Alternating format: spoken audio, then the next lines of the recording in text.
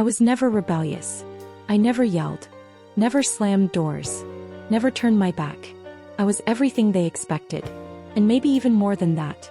The obedient daughter. The sweet one. The hardworking one. The one who got good grades, helped around the house, did everything not to be a burden. Deep down, I was just a girl who wanted to be loved.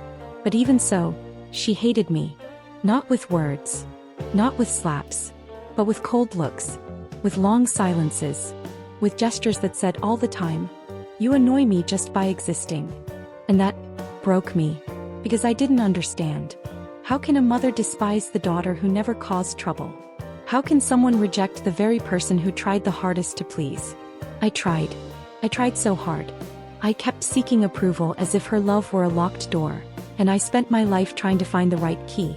But every gesture of mine, no matter how kind, how careful, was met with disdain.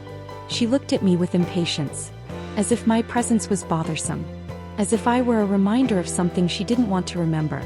And I grew up like that, trying to win over someone who should have loved me naturally. The pain of that has no name. It's a kind of emptiness you can't explain, only feel. It's what psychologists call early maternal figure rejection. And according to Esther Harding, this kind of rejection causes deep cracks in a woman's soul. The mother is, symbolically, the mirror through which the daughter learns to see herself. If that mirror reflects coldness, disdain, or rejection, the image the daughter builds of herself is distorted. That's what happened to me. I grew up thinking there was something wrong with me. Not because someone told me directly, but because my mother treated me like I was wrong, just for being who I was. And so I began to shape myself. To hide my emotions. To smile when I wanted to cry. To stay quiet when I wanted to scream. Also, I wouldn't bother. All in the hope that maybe I'd be loved. But the love never came. Not from that place. And the worst part? No one saw it. Everyone said she was a good mother. After all, she gave me food.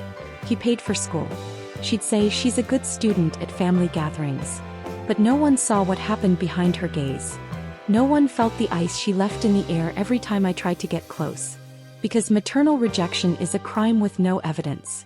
It happens in silence, in gestures, in absence, and it convinces you of a terrible lie, that you are not worthy of love.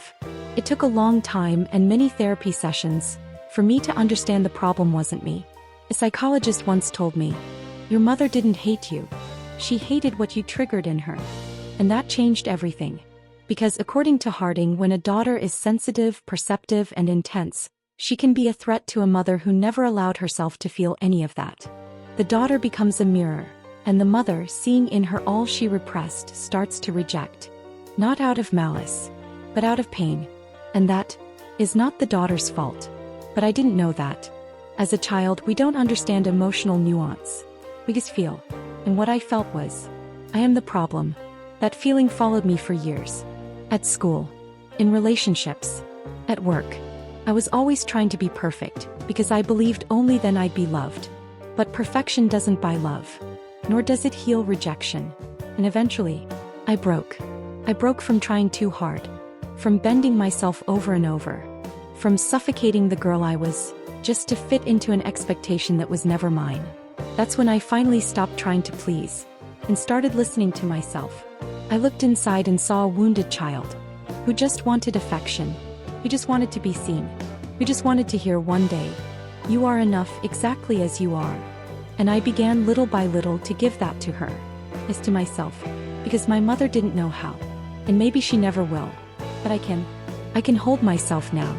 Protect myself. Love myself, for real. It's not easy.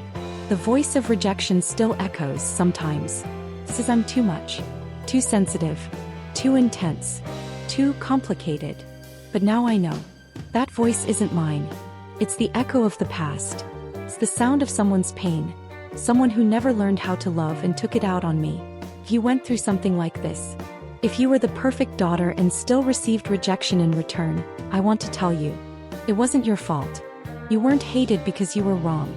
You were rejected because you were too strong for the heart of someone too weak to handle it. And today you can change that story. Not by changing the past, but by caring for the person you've become.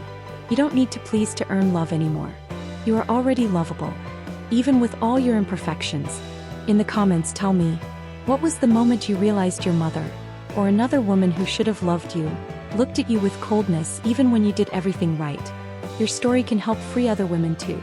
Because we, the rejected daughters, have something in common. We are survivors. And now we can be rebuilders too.